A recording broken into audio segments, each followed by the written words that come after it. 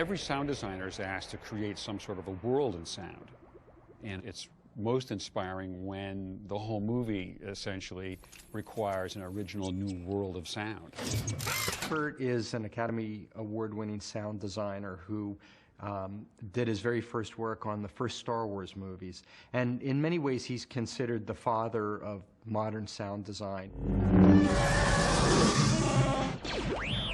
The lightsaber fascinated me. At that time, when the script had first come out, they had some paintings that Ralph McQuarrie had done, so that there were some concepts visually of what some of these things would look like.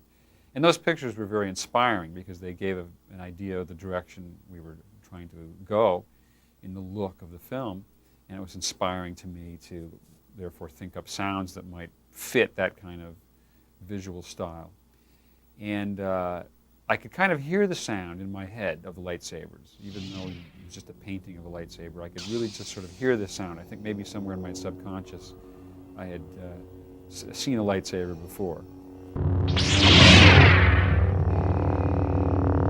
I've been waiting for you, Obi-Wan. We meet again at last.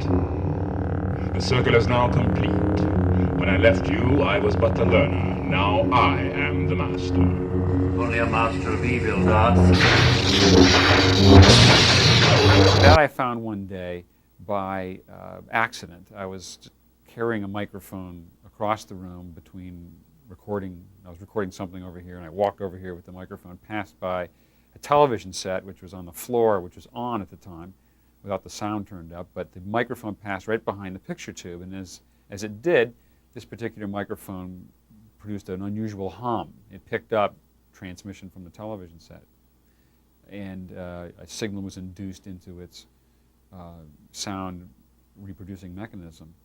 And that was a great buzz, actually. So I took that buzz, recorded it, and combined it with the projector motor sound, and that, the 50-50 kind of combination of those two sounds became the basic lightsaber tone, which was then, once we had established this tone of the lightsaber, of course you had to get the sense of the lightsaber moving. Most of my experience in creating sound has been in an era when you could go outside with a small portable tape recorder and gather sounds in the real world.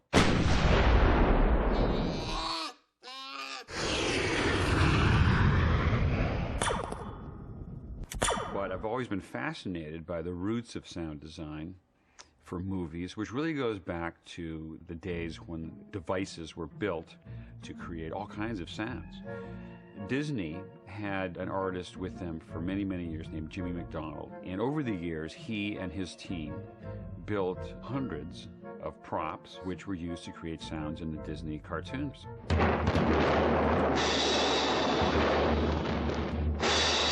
The Disney style was to use musical sounds for sound effects. If a character impacts on the wall, that hit on the wall will probably be a cymbal crash, or maybe it's a funny timpani drum being struck. If somebody zipped across the frame, you might hear a whistle or a flute. And it worked well because those kinds of musical sounds could be controlled in the studio. I'm going to create a sound for Eve's laser gun in her arm. And I discovered years ago that if you strike a slinky-like spring with any object, you don't just get a clunk on the pickup mic or a ping, you get a pew.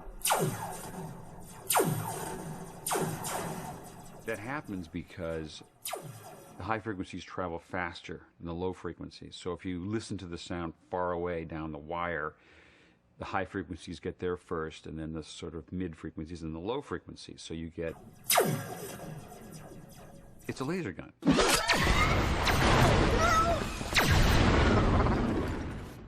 I heard a sound in an old war movie on TV. There was a private cranking a generator to provide power for an army radio in the field. I found one of these old army generators on eBay.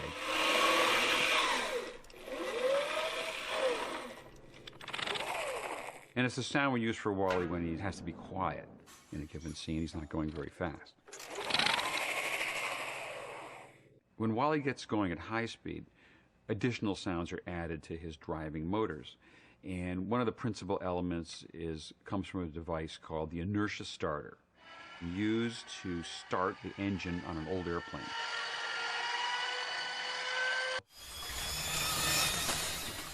Disney was also responsible for using one of the most innovative electronic tools for modifying the human voice. Back in the 1940s, the device was called the Sonovox. And this device involved playing a sound over a small pair of speakers, and a performer would hold the speakers against their throat. The train sounds are all on here. You hold these over your vocal cords and move your lips, like this. All aboard, clear the track. All aboard, let's go. Eve, Eve. The voice of Eve is a modern example of the same technique. In this case, I'm using a device called a vocoder, and you can input into this device a human recording, and at the other side of the device you can put in a tone. Changing the performance and giving it electronic nuances.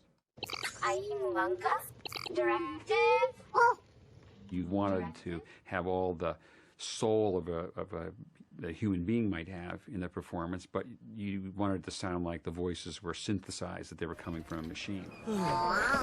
Recording equipment in the earliest days was very bulky. You couldn't take it outside and go on location to record a train. And so the artists at Disney would simulate the sound right there in the studio.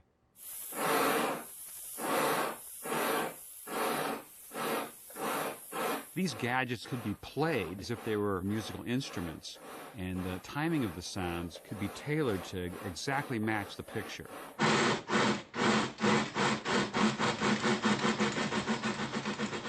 This is a rain machine.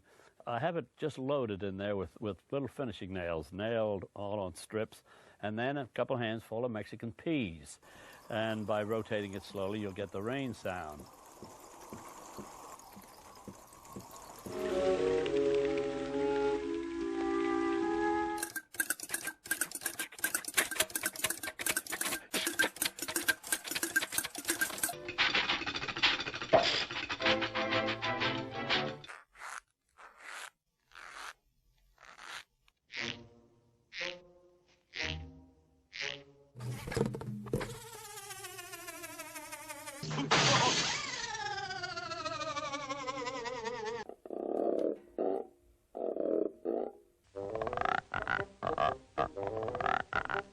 They're these iconic sounds that everybody knows. And you meet Ben, and it's like meeting your 7th grade science teacher.